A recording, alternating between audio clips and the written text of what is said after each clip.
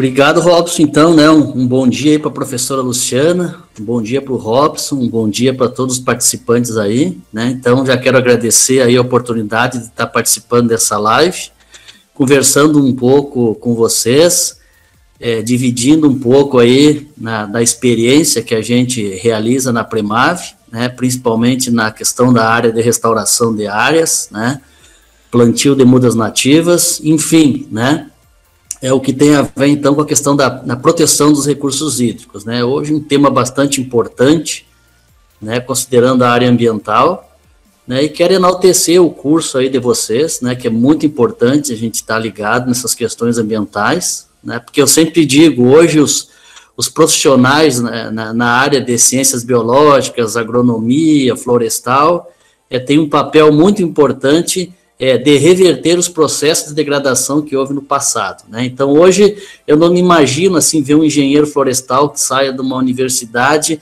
querendo fazer plano de manejo, cortar araucária, cortar canela, porque isso foi uma fase, isso já passou, isso não existe mais, né? Então, a gente realmente está num processo novo aí, que é o processo de recuperar essa natureza exuberante, para que a gente possa ter, então, uma boa qualidade de vida, né? E hoje, principalmente, né, com o assunto que a gente vai ter, que é a questão dos recursos hídricos, né, e qual o importante papel das florestas nisso. Claro, o que eu vou conversar com vocês, não se esgota aí o assunto, é apenas, assim, umas questões, né, a nossa vivência, algumas informações, mas isso é um campo muito vasto aí para vocês instigar aí a pesquisa de vocês, e nas atividades que vocês vão realizar aí como extensionista, né? Robson, eu posso já começar, então, a compartilhar aqui, né? E qualquer problema que eventualmente tenha na apresentação, aí vocês, por favor, né, falem aí para mim, né? Então, vamos lá. Pode deixar, vai lá que a gente está te assessorando aí diretamente.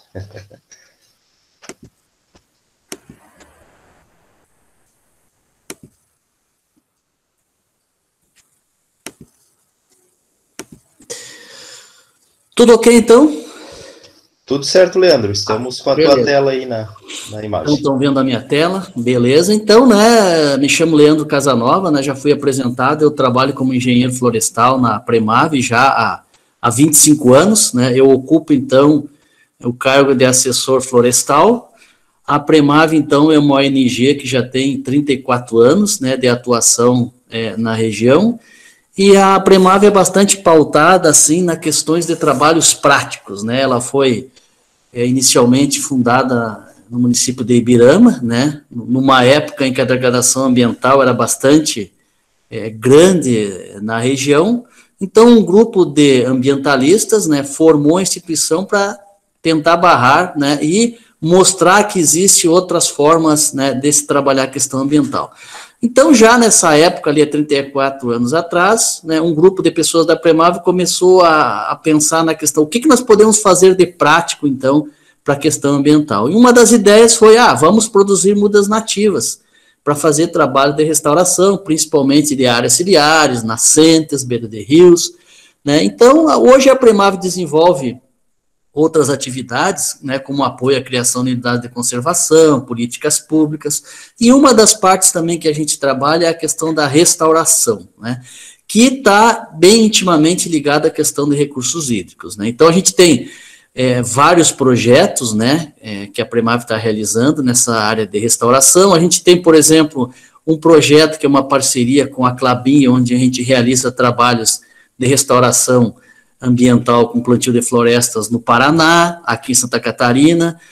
Temos um projeto também com o BNDES chamado Restaura Alto Vale, que é um dos maiores, ou o maior projeto que a Premave teve na questão de restauração, né, de pôr na prática essas ideias de plantio nas propriedades rurais, né. É um projeto que ele prevê em torno de 320 hectares, né, de restauração dessas áreas nas propriedades rurais. Conseguimos já, tivemos a semana passada a notícia que a gente superou essa meta, e esse, né, também é um projeto onde a gente tem vários parceiros, né. Então vou citar aqui a EPAGRE, é uma grande parceira do projeto, né, que nos auxiliou bastante, né, e a Unidade aí também, né, professor Robson aí, tem contribuído bastante para que a gente consiga, então, desenvolver esse projeto. Então, o tema que me foi proposto, então, para a gente conversar, discutir com vocês, né, foi a questão das florestas e a água, né? O que realmente tem a ver floresta nativa com água? Será que isso tem a ver? Será que é séria essa questão? Realmente as florestas ajudam na questão da proteção das águas, né? Então, esse é um tema, assim, bastante discutido, né? E bastante importante. Então, a gente traz hoje, então, algumas imagens, alguns slides, para a gente discutir um pouco sobre toda essa questão das florestas e as águas, né? Eu cito aqui uma frase que é a importância da restauração florestal na recarga dos mananciais hídricos. Bom, se eu estou falando aqui a importância da restauração, obviamente que eu estou pensando assim, qual a importância da gente recuperar, plantar áreas onde tenham nascentes ou matas ciliares que não tenham florestas. Por isso o termo, a importância da restauração. Porque a gente sabe, onde já existem áreas que tenham bons remanescentes florestais nativos, onde nesse interior desses remanescentes tem as nascentes, ocorrem os rios, os recursos hídricos, com certeza aí existe uma proteção já dessas áreas. Mas o nosso olhar, o nosso foco, tem que ser principalmente naquelas áreas, né, obviamente que ficam nas nossas propriedades rurais das regiões, a importância então de se restaurar essas áreas, né, evitar erosões, né, principalmente ali das nascentes, dos rios, enfim, para a gente tentar proteger essa água tão importante, né, no nosso dia a dia. Eu vi um comentário também que tem muitos alunos aí do município de Alfredo Wagner, né, se não me engano. Alfredo Wagner é um dos municípios onde a gente está trabalhando também com o Restaura Alto Vale, né, que é um projeto que a Premav tem que dá apoio e incentiva os agricultores a recuperar suas áreas, né. Então, a pergunta é, qual a relação entre árvore e água, né?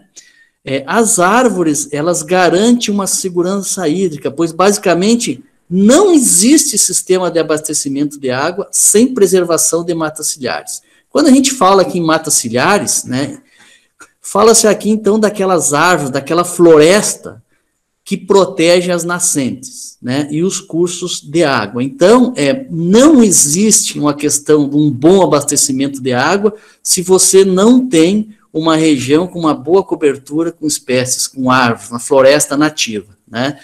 Então, hoje a gente fala da questão do abastecimento de água. Hoje a gente sabe que grandes cidades no mundo têm investido bastante nessa questão de restauração florestal, principalmente para garantir o abastecimento de água. Então, a gente pode citar Nova York, São Paulo, né, e outras cidades aí grandes, né, que têm uma preocupação muito grande na questão de manter as florestas para poder manter a questão da água, né, disponível para a sociedade em todo. Se a gente observar ali, por exemplo, quando a gente está indo em Florianópolis, a gente observa, às vezes, grandes dutos, assim, que estão passando. Aquilo ali é água, né, que vem de regiões onde os mananciais de água são bastante mais fortes. Então, isso é um exemplo claro, né, de que a gente depende muito da questão da conservação, para que a gente possa ter esse recurso tão importante, né, que é responsável pela vida,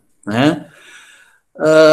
Vou entrar um pouco aqui na questão, pessoal, mostrar um pouco aqui a Premav, né, garanto que muitos de vocês já conhecem, alguns não conhecem, então já deixo o convite, então, para vocês um dia nos visitar, né. Essa imagem que a gente vê aqui a nossa base, né, é o Viveiro Florestal Jardim das Florestas, né, onde a gente tem todo o trabalho de produção de mudas e aonde também a gente tem um centro, né, de referência, né, um centro ambiental, onde a gente tem utilizado todas essas estruturas, né, para receber estagiários, para fazer cursos de capacitação, né, e o Viveiro, obviamente, né, a gente tem utilizado, né, toda essa estrutura para poder atender às nossas necessidades dos projetos que a Premav realiza, né, a exemplo dos projetos com a Klabin, do projeto Restaura Alto Vale, E também o viveiro, ele tem um papel muito importante na sustentabilidade, né, em parte da sustentabilidade da Premave, porque a gente realiza também a comercialização de mudas, né? Então, através da aquisição desses recursos, a gente reinveste na questão ambiental. Então, se a gente observar que essas árvores que estão em volta das estruturas são todas plantadas, né? Essa área ela foi adquirida mais ou menos há uns 15 anos, né? Talvez um pouco mais, e era uma área, uma propriedade que era utilizada para agricultura. Então, a gente fez todo esse trabalho de reflorestamento, que serve muitas vezes, né, até para a própria coleta de sementes do viveiro, né. O nosso viveiro florestal tem capacidade de produção de 1 milhão de mudas, e a gente trabalha com aproximadamente 120 espécies nativas da Mata Atlântica. Então, aqui é uma pequena amostra, né, que a gente pode observar do viveiro, né, a gente fez uma modernização do viveiro. Então, a gente pode observar aqui os canteiros, as estufas, né? A gente está trabalhando agora com uma embalagem biodegradável, né, na produção das mudas, né? Então, uma modernização do viveiro. Aqui a gente vê a imagem da máquina que enche essas embalagens. Então, o viveiro, ele deu um pulo, né, na questão de modernização, justamente para a gente ter condições para ampliar todo esse trabalho aí.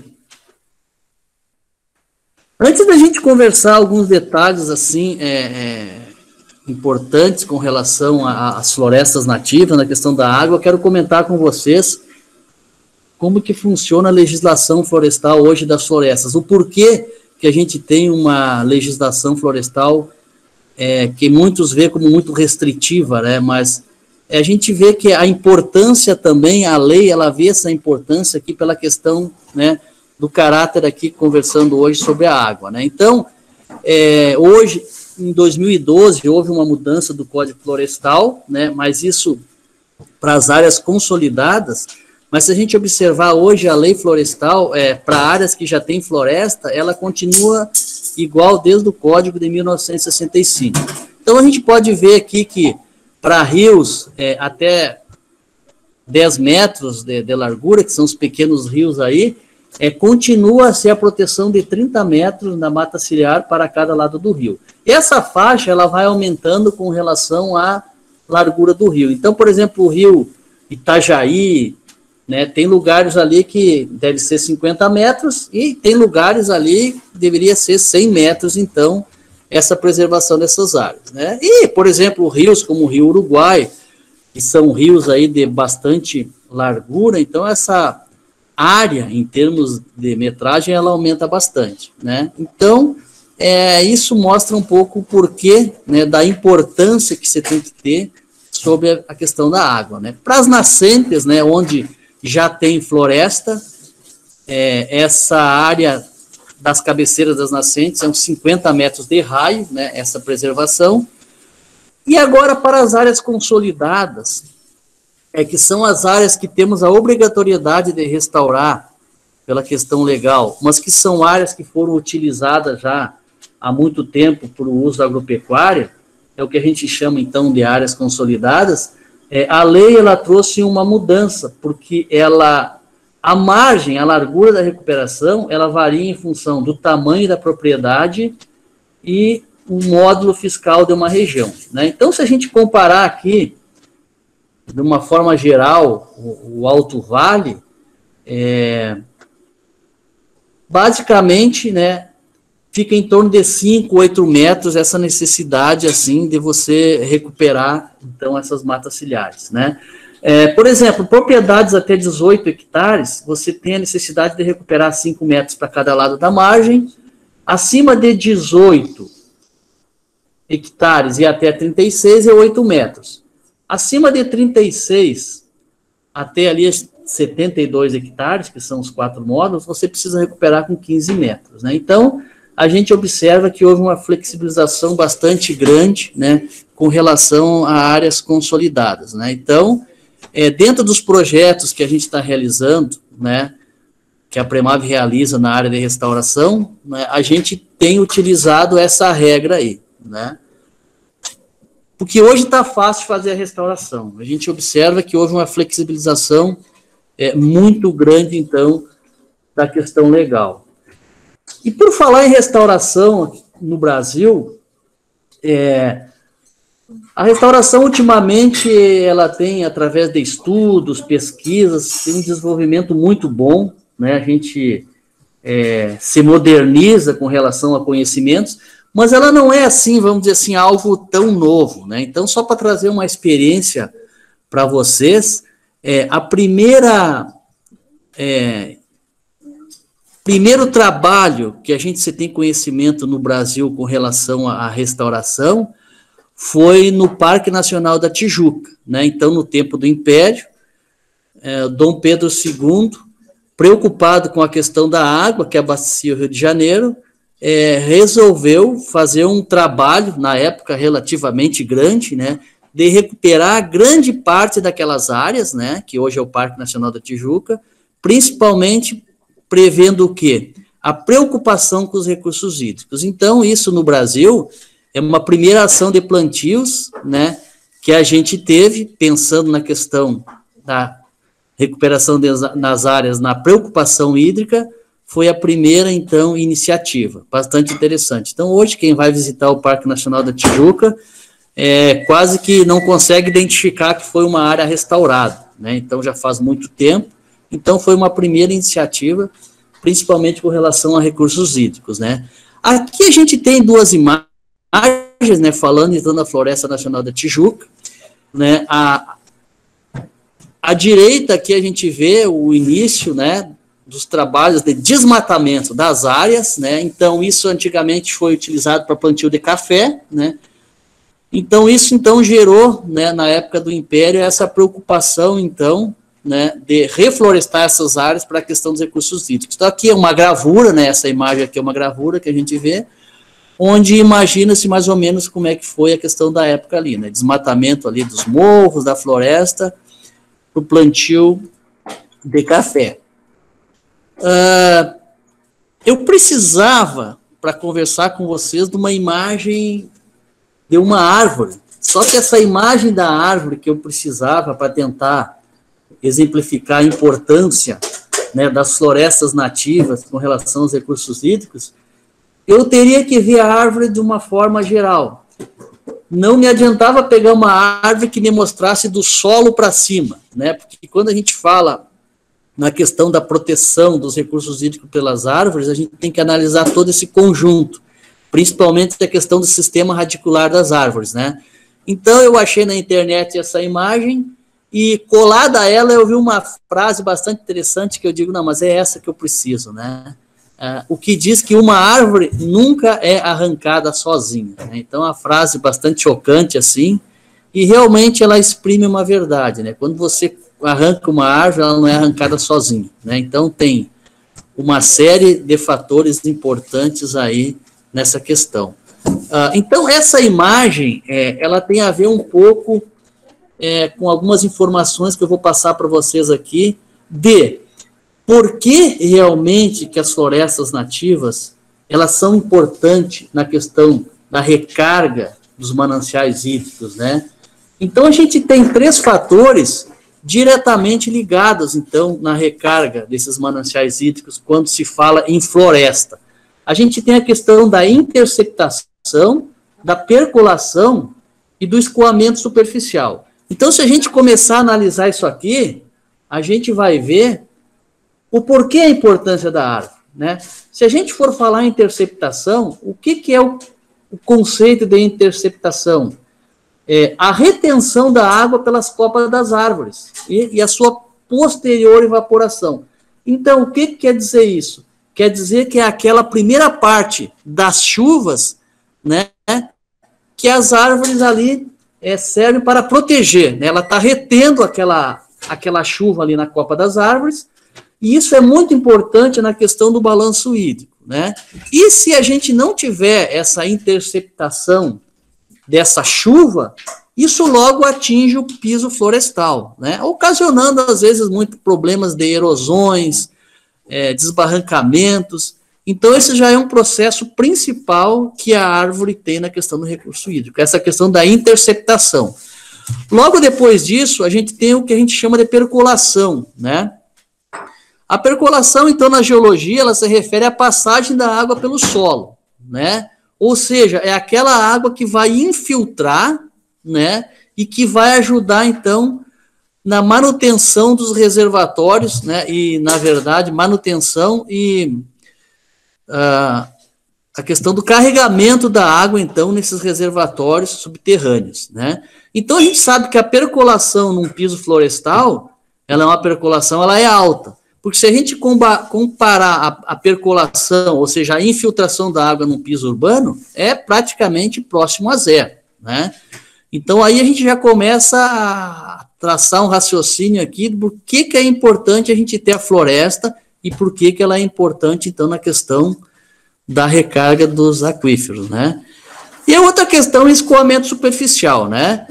Então, o escoamento superficial nada mais é do que aquela água que ela escorre, né, no solo, né, após uma chuva. Então, a gente imagina que um piso florestal, esse escoamento florestal, ele é mais baixo, né? Ou seja, a água, ela tem um poder de infiltração muito grande na floresta. Então, se ela infiltra, ela não vai escorrer, ela não vai ter esse escoamento superficial. Agora, se a gente imaginar uma cidade, um piso totalmente, praticamente com calçamentos, né? Então vai ser muito alto esse escoamento. Então aqui vamos pegar duas situações, né? Vamos pegar um solo de pastoreio, né, que seria uma pastagem, e vamos pegar então um solo de floresta, né? Em suma, vamos dizer, aquela serrapilheira, toda aquela camada que fica embaixo da floresta. Se a gente analisar o solo de uma pastagem, né, a gente vai ter uma menor infiltração de água, né, cada vez que tiver uma chuva, a infiltração vai ser menor, e em contrapartida, o escoamento dessa água vai ser maior, né? Então, o que a gente está analisando com isso, né? Praticamente pouca água vai atingir o lençol freático, né? Então, por isso a importância da gente recuperar áreas, né, nascentes que estão em áreas de pastagem, que não tem floresta nenhuma, justamente por essa questão aqui, né, dessa menor infiltração e maior escoamento. E se a gente analisar a floresta, né, a floresta ela tem uma maior infiltração de água, né, e em contrapartida, o escoamento de água vai ser muito menor. Então, por isso que eu passei aquela imagem ali para vocês de uma árvore, né? Não só da árvore, daquela parte que a gente vê do solo para cima, mas aquela questão das raízes, daquele sistema radicular, né? E a questão da serrapilheira também que essa floresta produz. Então, cada vez, né, que cai, né, fortes chuvas, a gente já viu ali a importância na questão da interceptação. E depois disso, a infiltração, através de toda essa serrapilheira, que faz com que essa chuva não escorra, que ela vai absorvendo, as raízes também que formam o caminho para essa água da chuva infiltrar, isso tudo vai ajudar na recarga, então, do lençol freático, que é isso que é muito importante e que a gente precisa fazer com que a água na nossa propriedade não caia em forma de chuva e escoe diretamente para o rio, né? A gente necessita, né, principalmente nas áreas de mananciais, nas nascentes, que essa água esteja ali promovendo, então, a recarga, então, da nossa floresta. Eu peguei aqui uma imagem da internet, né, que corrobora bastante, então, com essa imagem que a gente viu ali, né? Tipologia da área. Se a gente analisar as bacias naturais, ou seja, as áreas com florestas, o percentual de chuva que fica retida no local é de 80% a 100%, né? Então, você vê que praticamente assim, a água ela é muito pouco escoada, né? Então, a gente garante que essa água vai ficar ali, né, abastecendo, no caso, os nossos mananciais hídricos. Se a gente já comparar uma bacia com ocupação agrícola, lavouras, pastagens, cultivos, esse percentagem da chuva retida, ele já é bem um pouco menor, né? Já fica em torno de 40% a 60%, né? E se a gente analisar, assim, as cidades, né, bacias com ocupação urbana pesada, né, como falei para vocês, a questão das cidades, praticamente não se retém água. O que acontece com essa água? Ela é praticamente toda escoada, né? Então, observando, assim, essa tabela, a gente vê realmente esses dados aqui, do que, né, as florestas nativas realmente tendem a trazer de positivo, então, para a gente manter, então, as nossas nascentes, né? Então, bastante interessante. Já nessa imagem aqui, né, a gente vê a questão da precipitação, infiltração de água, né? Tudo aquilo que eu já falei para vocês anteriormente. Essa imagem aqui lá atrás, aonde a gente consegue ver a importância, então, das florestas, né, na questão da favorecimento dessa água para abastecer o lençol freático. Eu até coloquei aqui em um círculo aqui vermelho, né, num ponto onde essa água que é absorvida pelo solo, onde ela é infiltrada, principalmente nas áreas mais altas, vai chegar um determinado momento do relevo que essa água ela vai fluir, né? E onde ela flui, a gente chama de nascente, né? Então, é muito importante, às vezes, né? Às vezes, não só até ao redor da nascente, de acordo com a lei, manter a floresta, mas, às vezes, nas áreas, às vezes, mais altas, né? No relevo, essas florestas, elas, com certeza, elas estão ajudando ali, né? Toda essa questão desse fluxo da água, para que a gente possa ter depois o quê? Uma nascente, né? Fluindo, né? E que quanto mais florestas tiver ao redor dessa nascente, a tendência é que essa água ela permaneça por muito mais tempo, realizando, né, então, toda a sua finalidade.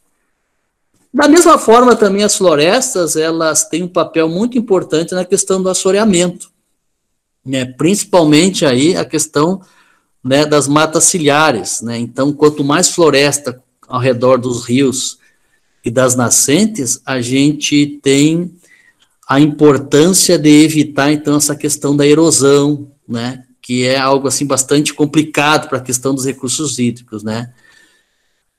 Então, o papel das matas ciliares é muito importante, né, as raízes mantêm a terra firme, né, e a vegetação filtra essa água da chuva, né? E o que acontece? O rio flui, né, e é isso que a gente precisa, né. Essa imagem, assim, ela é bastante interessante, até no sentido de, quando se fala em áreas de preservação permanente, né, qual a distância que a gente tem que ter, né, as nossas construções, principalmente na questão das cidades, ou a nossa lavoura, né, a distância que tem que ter dos rios. Então, um pouco da legislação que aí está, ela leva em consideração isso até para proteger o próprio cidadão, né. Então, se a gente imaginar aqui, nessa primeira imagem aqui, um rio, né, com as matas ciliares preservadas, a gente pode ver que, de repente, em momentos de muita enchente, o que acontece com a água, né?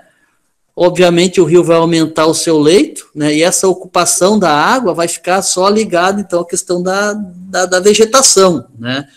Se a gente analisar aqui nessa imagem de baixo, né, vamos imaginar o mesmo cenário, só tirando as árvores e colocando residências, um dia a enchente ela vai chegar, né? Então aí a gente já sabe o que ocorre, quase toda a problemática, né? Por exemplo, aqui Rio do Sul, a capital do Alto Vale, né?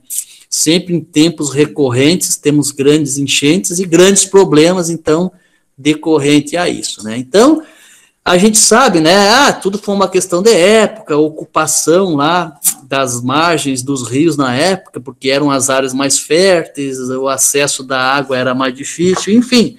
Foi uma época, né, mas que agora, né, decorrente de todos esses anos, esse tempo, a gente tem acompanhado os problemas, a gente tem que chegar um momento, então, de colocar um basta para começar a proteger a sociedade desses problemas aí, que a cada tempo isso é recorrente. Então, o que a gente realizou no passado não significa que a gente hoje pode, aos poucos, ir mudando e migrando, e mudando, às vezes, até o estilo, às vezes, das construções, né, onde construções que já existem aí na beira dos rios, né? Por exemplo, onde já tem essa ocupação, né? Não fazer as casas baixas, geralmente estão fazendo aí sobrados embaixo com garagem, né? Justamente para evitar essa questão aí da água chegando, então, nas propriedades, né? Então, isso aqui é uma bacia hidrográfica, né? Se a gente observar aqui, nós todos, né, cidades, propriedades rurais, todas nós estamos localizadas em uma bacia hidrográfica. Então, existem pequenas bacias, que são as microbacias, né? Estamos numa grande bacia chamada Bacia Hidrográfica do Rio Itajaí, né? Então, na verdade, a definição de bacia nada mais é do que aquele local onde, quando cai a chuva, elas são drenadas por um mesmo local, pelo mesmo ponto. Então, na verdade, é como se a gente fosse uma grande bacia mesmo. Você faz a água cair na bacia, ela se direciona para um determinado ponto. Então, esse trabalho de restauração de matas ciliares, o trabalho, assim, por exemplo, na agricultura, de trabalhar com plantio direto, tudo que favorece a questão para evitar erosão, para evitar as enchentes, ele tem que ser um trabalho voltado, então, a nível de bacia hidrográfica. Então, aqui são as nascentes, né, dessa gravura, por exemplo, aqui, desses rios, onde formam o rio principal. Então, é bastante interessante trabalhar essa questão da conservação, da restauração de matas ciliares, restauração de nascentes, até a nível de microbacia, né? Tipo, pegar uma microbacia toda, trabalhar ela, né? Não só na questão da restauração das matas ciliares, mas principalmente a questão da agricultura, trabalhar com terraços, trabalhar, então, com essa questão que eu falei, de cobertura, né, para evitar que ocorram as erosões, né? Então, isso teria que ser um trabalho integrado em toda a bacia hidrográfica, né? Então, aqui é uma outra imagem, né, de várias bacias, né, próximas, e isso é o que compõe, então, os nossos sistemas de bacias hidrográficas, né? Uma outra questão bastante interessante, assim, da gente conversar sobre a questão de florestas, né?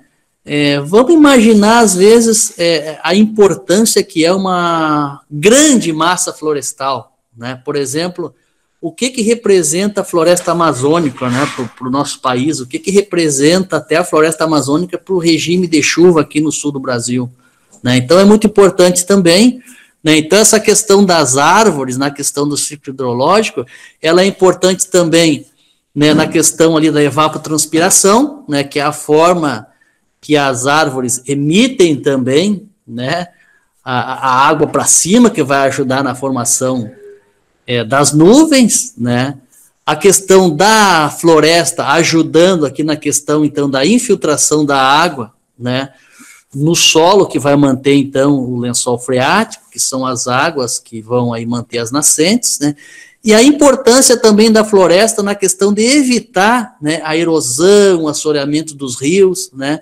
Então, se a gente imaginar essa questão do ciclo hidrológico, a gente pode pensar a importância dessas florestas na questão da água, né? Obviamente que, né, a nossa região, a gente tem que pensar, às vezes, as coisas de nível local, né? E hoje, se a gente conseguir, se cada um conseguir fazer a nossa lição de casa no nível local, pensando na questão da conservação e restauração das áreas florestais, obviamente que no passar do tempo, né, a gente vai ter um ótimo efeito, né? Então, a gente tem que pensar, como é que é aquela frase, pensar globalmente e agir localmente, né? Então, importante essa questão da floresta, então saliento a importância da gente ter a nossa floresta amazônica ali preservada e conservada, porque ela atua bastante, então, na questão do ciclo hidrológico, né?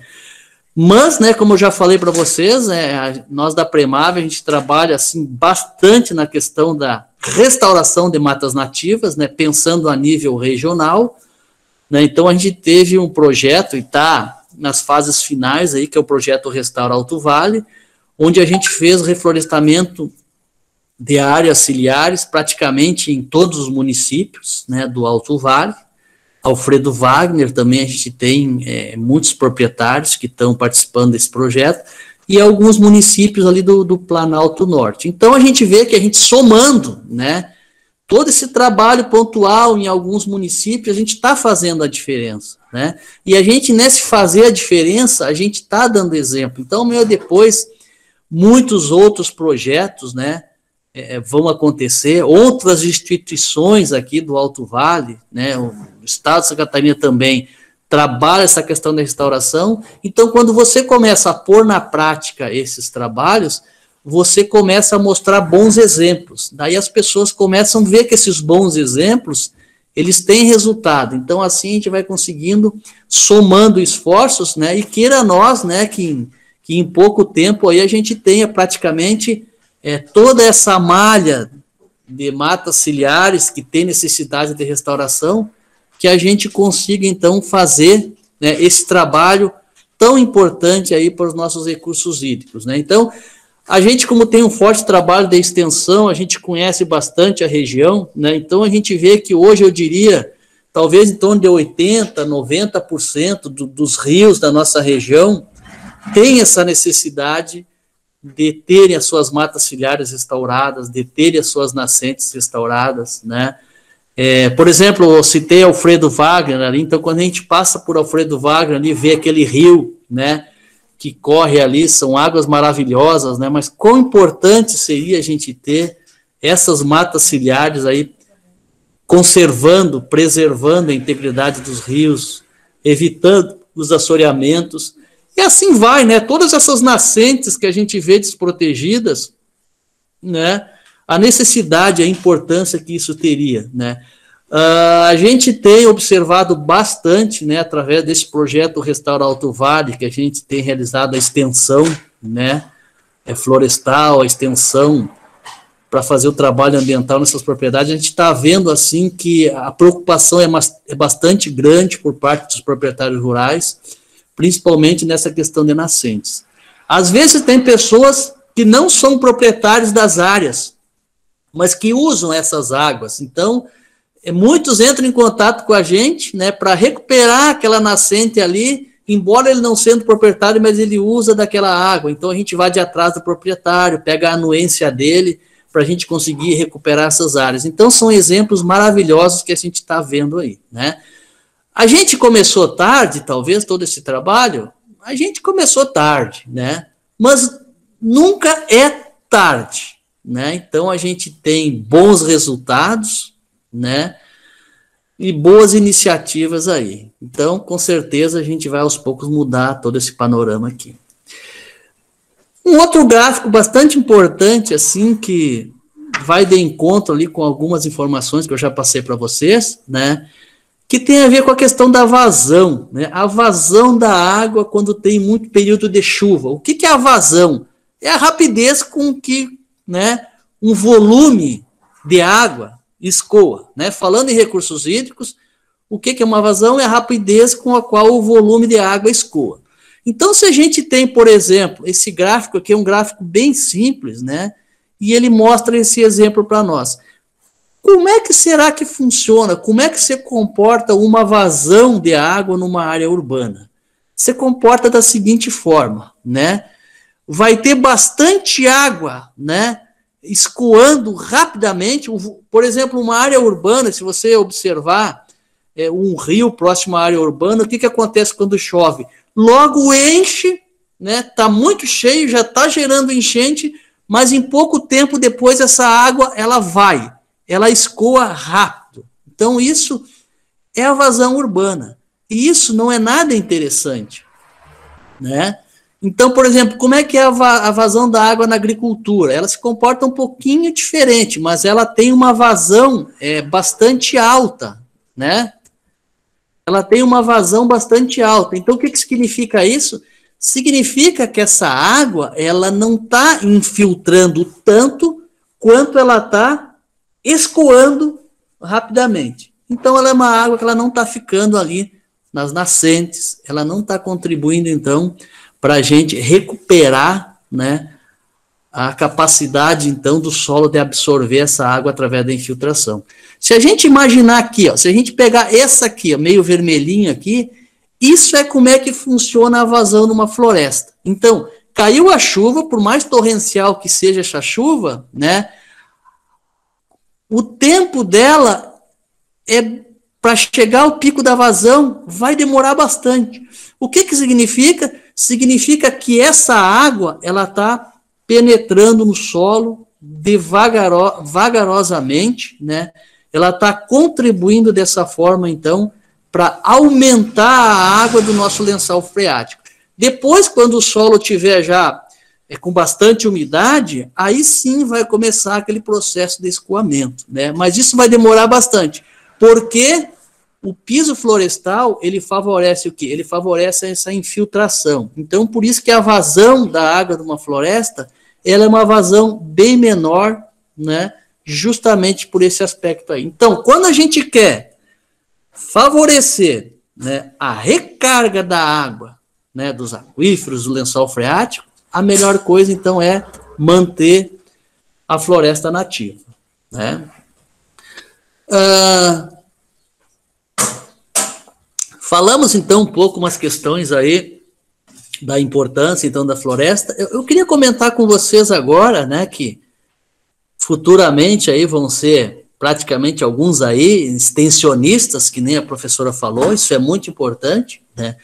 E a gente que trabalha com extensão, a gente sabe que é algo assim, tem que ter muita ginga, muita conversa, para a gente tentar argumentar a importância da restauração nas propriedades. Então, a gente, quando trabalha com restauração, a gente observa muitos entraves, né, para a gente fazer com que os proprietários, de uma forma geral, aceitem a recuperar suas áreas. Alguns, beleza, né, tranquilo. Alguns chegam a falar, nossa, isso era tudo que eu estava precisando, eu não sabia que existia alguém que fazia esse trabalho, né. Então, às vezes, esses entraves, eles vão desde a ordem cultural, a compreensão da ecologia das espécies, a ordem operacional, a ordem legal, a ordem econômica. Mas essa questão, por exemplo, da ordem cultural, que a gente também tem como entrave, às vezes as pessoas não querer fazer a restauração, porque, na verdade, quando ele tinha aquele terreno, o avô dele tinha aquela área sem mata ciliar ou sem floresta da nascente, o pai dele também continua assim, então por que ele vai mudar? Então é uma coisa cultural, né, que existe às vezes na cabeça das pessoas, né? Não conseguem, às vezes, enxergar, né, a importância, né, que essas florestas elas vão contribuir, né, para os serviços ambientais, né? Às vezes a ordem, quando você consegue, às vezes, que a pessoa faça a restauração, você tem dificuldade, às vezes, para você apresentar o teu projeto técnico, as espécies ideais, né, que são utilizadas para a restauração dessas áreas.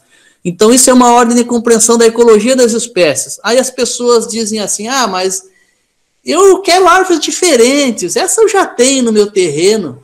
Então, né, como é que nós vamos argumentar? Mas que tipo de árvore que nós vamos trazer? Se a gente tem que trabalhar com as espécies que já temos na região, porque isso significa que as árvores vão se adaptar. Então, não adianta nós querer trazer árvores lá do litoral, porque ele gosta, ele acha bonito, para a gente restaurar aqui numa área do Alto Vale, por exemplo, onde, né, o frio é bem maior. Então, isso são questões que podem gerar um insucesso, né? Então, às vezes, as pessoas elas não têm o entendimento de como é que funciona esse processo da sucessão, né? Então, tem toda uma questão que a gente tem que observar. Então, às vezes, na Premave, a gente tem feito cursos também nessa área, né? De como é que funciona a questão da restauração, quais as técnicas que você tem que utilizar, né? Tem que observar alguns critérios. São simples, mas tem que observar. Porque, afinal de contas, se a gente acha que não tem ciência nessa questão da restauração, a gente está muito errado, porque por que a gente faz biologia, por que a gente faz agronomia, florestal e outros cursos nas áreas afins? Porque realmente a gente quer aprender e levar isso para a sociedade. Então, assim, restauração, ela tem ciência sim. Depois eu até vou conversar com você sobre isso, né? Então é importante que a gente faça as coisas, mas da forma adequada. Então, se a pessoa às vezes não quer entender, eu não quero essa aroeira, eu não quero essa bracatinga, porque eu já tenho aqui na minha propriedade, você tem que argumentar ela que é necessário, né? Eu não quero plantar fumo brabo, eu não quero plantar leiteiro. Então, são coisas, né, que aí a técnica vai dizer a necessidade de plantar essas árvores, né? Outro entrave também que a gente observa bastante na restauração é a questão da ordem operacional, né? é a dificuldade, né, às vezes, que o proprietário tem de sistematizar a restauração, a falta de manutenção nos plantios, soltura de animais, né, nessas áreas ciliares já recuperada. Então, por exemplo, quando eu falo na dificuldade de sistematizar a restauração, vocês imaginem assim, se o agricultor for plantar, são 10 caixas de mudas, né? Se a gente levar essas 10 caixas, cada caixa com uma espécie, se nós for lá ver o plantio depois na vistoria, você vai ver que ele plantou uma caixa toda de araçá, uma linha toda de araçá, até acabar a caixa, uma linha toda de ipê, uma linha toda de cedro, enfim, existe essa dificuldade. E a gente, né, com os projetos, a gente já chegou à conclusão de como é que a gente soluciona isso, né, que isso eu vou mostrar mais para frente para vocês, né. A questão de ordem legal também é um entrave na restauração. A lei ainda, vamos dizer assim, né, eu botei entre aspas, não está obrigando, né. Quer dizer, com toda essa flexibilização que hoje a lei nos trouxe através do Código Florestal de 2012, onde você precisa recuperar para propriedades até 4 módulos fiscais, né? Ou seja, aqui no Alto Vale até 72 hectares, né? Salvo uns 2, 3 municípios, que é um pouco diferente, a gente tem que recuperar com 5, 8 e 15 metros. Então, a lei, ela trouxe, assim, uma redução, né, bastante grande nessas áreas, para as áreas consolidadas, né? Então, quer dizer, se você precisa recuperar com 5 metros, comparado lá com 1965, se você tem essa área consolidada de 5 metros que tem que restaurar, você, em tese, tem 25 metros que você foi anistiado, né? Então, hoje, assim, tá fácil para a gente fazer essa questão da restauração. E a outro entrave bastante que a gente tem enfrentado é a questão de ordem econômica, né, que seria a perda de área produtiva, né? Então, às vezes aquela área de mata ciliar ali que não tem floresta é utilizada para um pasto, ele imagina que se ele tirar aqueles 5 metros ali vai ter uma perda econômica. A gente tem conseguido mudar um pouco essa visão, principalmente em alguns municípios aqui do Alto Vale, onde a gente, por exemplo, pode introduzir erva mate, né?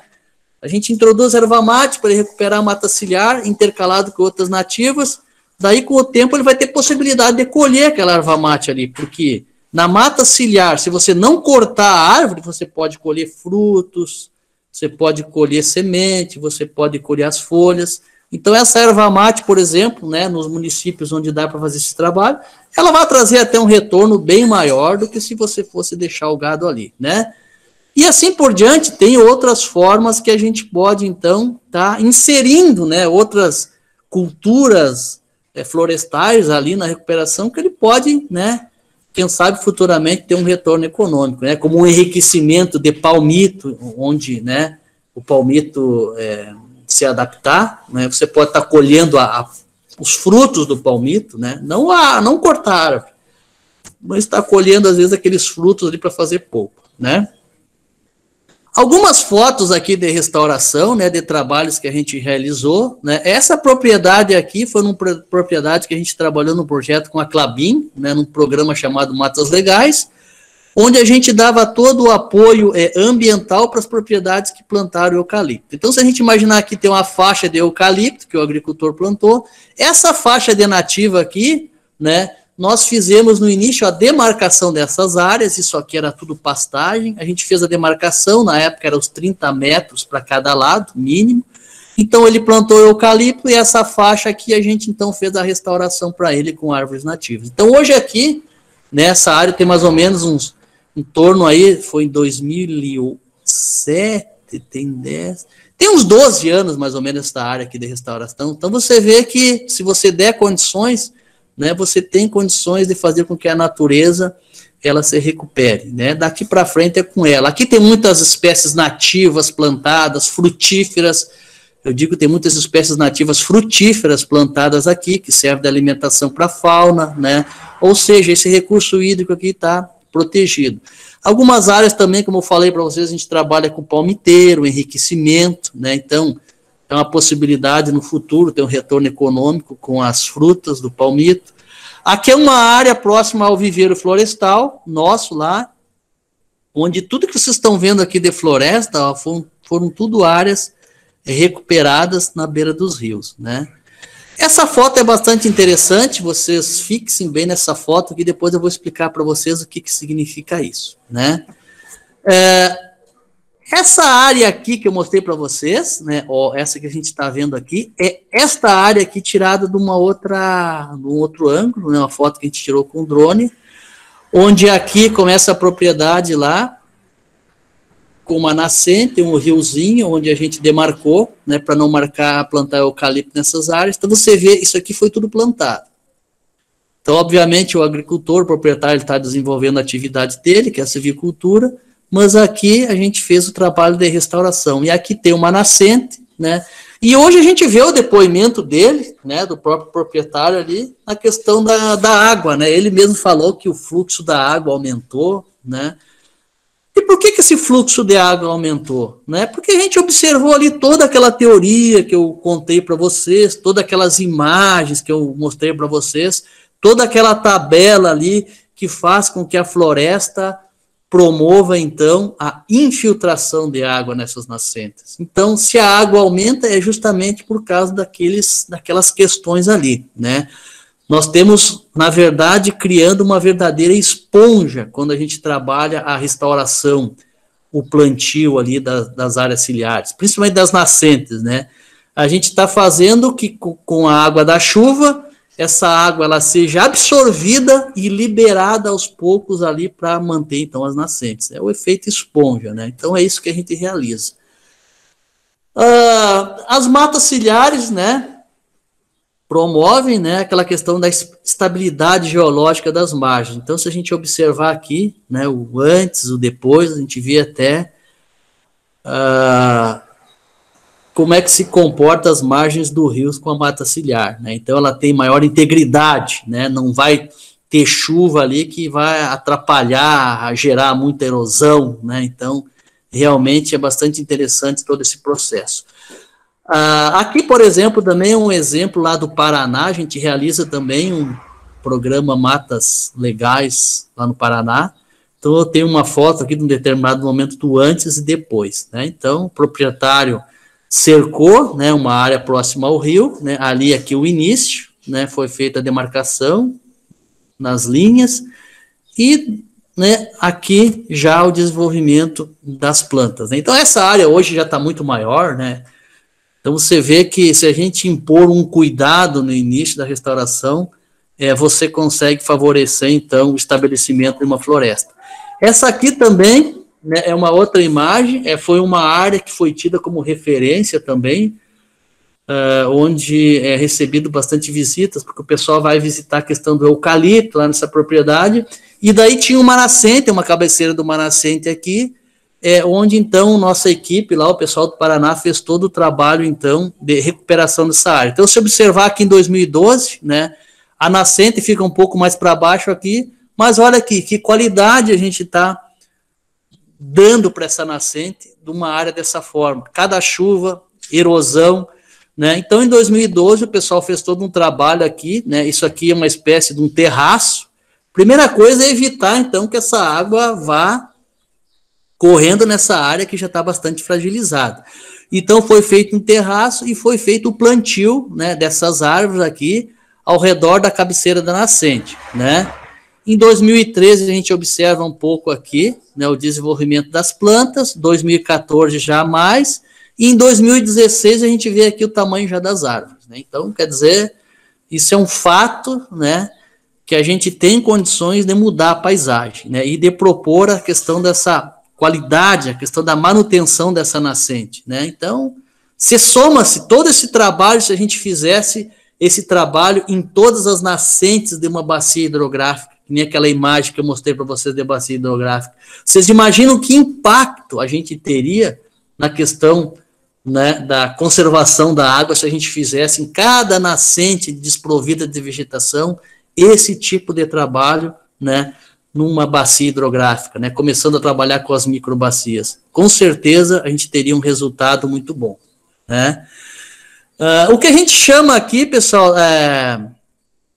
eu gosto até de repetir esse negócio aqui, porque hoje, observando o aspecto legal, tá muito fácil a gente fazer a questão da restauração das matas ciliares, das nascentes. Então, a gente ganhou, na verdade, anistia, né, que em tese antes você teria que recuperar 30 metros, hoje para propriedades aí, até 4 modos fiscais, em média até 72 hectares no Alto Vale, você conseguiu uma anistia muito grande, né, onde você vai precisar só restaurar 5 metros, dependendo do tamanho da propriedade, 8 metros ou 15 metros. As nascentes, elas ficaram para as áreas consolidadas 15 metros também, né? Então, de acordo com toda a importância que a gente viu que a floresta tem para preservar a água, os recursos hídricos, favorecer o infiltramento de água nas nascentes, né? A legislação pelo novo código para as áreas consolidadas, ela considera 15 metros, né? Então, a gente tem feito trabalho baseado nessa questão legal, mas tem proprietários que chegam para a gente e dizem assim, não, eu não quero só recuperar 15 metros, me fecha toda essa área que você está vendo aqui. Então, às vezes, áreas bem maiores, 30 metros, 40 metros, né, de raio. Então, essa é uma questão, então, de conscientização, né?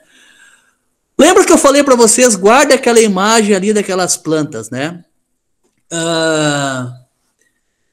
Quando eu falo, pessoal, que é muito importante cada coisa que a gente faz no nosso dia a dia, nas diversas áreas do conhecimento, nas diversas profissões, é muito importante que a gente faça e faça bem feito, com seriedade, com eficiência, né? Plantar árvores, restaurar árvores. Tem ciência isso? Claro, obviamente que tem ciência. Porque se a gente fizer as coisas de qualquer forma, o resultado vai ser qualquer um, menos o ideal, né? Se eu dissesse que plantar árvore nativa não tem ciência nenhuma, que é só pegar e plantar que dá certo, eu estou assassinando os cursos de biologia, de engenharia florestal, de agronomia, de gestão ambiental, de ecologia, enfim, todos aqueles cursos que trabalham com a questão de meio ambiente, de restauração de áreas, né? Bom, até para plantar milho, se você não fizer bem feito, que é uma espécie só, é uma monocultura, se você não plantar da forma adequada e dar os cuidados necessários, você não vai colher nada, né? Então, assim, é a restauração florestal. Por que tem ciência florestal aqui, né? Nessa imagem? A gente trabalha com sucessão ecológica, trabalhamos. Então, quando você vai restaurar, você tem que olhar os grupos sucessionais, árvores pioneiras, secundárias, climáticas. Tem diversidade aqui nessa imagem? Tem diversidade. A gente tem espécies frutíferas para a fauna, a gente tem espécies de paisagismo, né? Tem várias espécies aí de várias formas de dispersão para a gente garantir depois que essa floresta que a gente planta pode servir de polo irradiador para outras áreas. Tem combate ao aquecimento global aí? Tem, né? Porque tem fixação de carbono. Tem proteção aos mananciais hídricos aqui? Tem, com certeza. Tem a questão da restauração de nascentes e de matas ciliares. Tem estabilidade geológica nisso aí? Tem, né? A gente trabalha justamente com espécies para proteger a questão, né, da estabilidade geológica. Pode ter sistema agroflorestal aí? Sim, né? Porque a ideia nossa é trabalhar o uso sustentável da floresta. Então, dentro dessas espécies, a gente tem erva mate, a gente tem frutíferas, temos araucária, que dá pinhão, tem palmito, tem espécies medicinais, enfim, a gente tem uma série de espécies que dá para usar, de certa forma, o uso sustentável da floresta. Então, aqui tem acúmulo de conhecimento nessa imagem aqui, porque tem fenologia das espécies, é observado a produção de mudas, cada muda tem um jeito diferente de ser produzidas, né? Na questão da restauração florestal, a gente usa o conhecimento da ecologia das espécies, né? Enfim, então o que eu quero dizer para vocês é assim, ó, que plantar árvores, restaurar as áreas ciliares, tem ciência sim e tem conhecimento, né? Essa imagem aqui, quando eu falei para vocês que um dos maiores problemas na restauração é você, na questão de sistematização do plantio, às vezes os proprietários rurais têm a tendência de pegar uma caixa e plantar todas aquelas mudas. E aí fica uma coisa assim muito estranha quando você vai olhar essa restauração, você vê uma monocultura, né? Um monte de cedro, um monte de araçá. Então isso não é uma floresta. Isso aos olhos do restaurador, da pessoa que tem a sensibilidade, a gente vê, nossa, mas isso aqui não vai ser nunca uma floresta. Porque o que você vê quando você vê uma floresta? Você vê diversidade, você vê várias espécies. Então aqui nessa imagem tem todo esse conhecimento. Então quando a gente vai fazer um trabalho de restauração para o proprietário rural, quando as mudas é entregue para ele, junto com toda a orientação, ele recebe uma caixinha com essas mudas todas misturadas. É o que a gente chama de mix. E nesses mix vai ter o quê? 50% dessas espécies vão ser de crescimento rápido, que são as espécies pioneiras, um pouco percentual de espécies nobres, como sassafrás, peroba, e os outros percentual vai ter muda ornamental, de paisagismo, vai ter os ipês, e principalmente vai ter o quê? As espécies frutíferas nativas, que são as espécies que vão atrair a questão da fauna, né, principalmente as aves.